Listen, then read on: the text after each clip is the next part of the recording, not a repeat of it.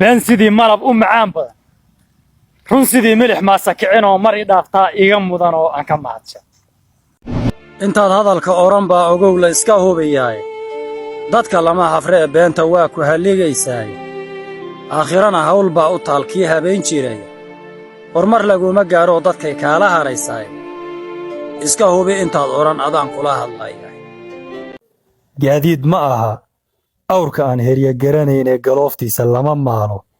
iyo geel hashi gurane gobna ma aha aadmigu markay gaaja qabataay adiguba haddii aadan rabin inaad wax ii reebto ood markoona ila raadinayn inaan yar soo raysto maxaa aniga iga raacaya adigu waxaad riixday raaskaad ka guurteedeen rabin inaad ku sii raagto ma rabaayad baan ahay maxaa igu rakaatay haddaan qof walbaba dhibkiisa la dhuumane u dhawaaqo walaaduni waa u dhamaatay xaajada wareertaa aniga laygu wacaya xaqa kama wareegtay runtaan ahay walaalkeen wadaad weyn sidiisii waxbaa la iga wariyaa waa yeel sidaan ahayna waa la i waraystaa biyahan anugu calashada sidii bariiskiye bisad weynin eegoon indhaha beelin baan ahaye ma baqee bakaylahana waa burin aqaanaay middani sabin aakhir weeyo wakhtigu way isdaba socdaa adduunyadu saacad weeyo nimaan garan bay sirtaaye allow aakhirana saamax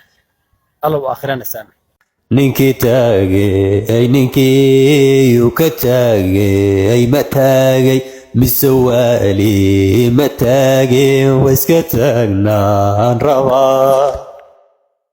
haddii xabag dharkayn oo lagu dhimani aad tahay anna dhala la shiidiya dhuunkaal ayana haddii dheef macaan oo dhadhamaysa aad tahay malabkii dhurdaha iyo anna dheeman baanahay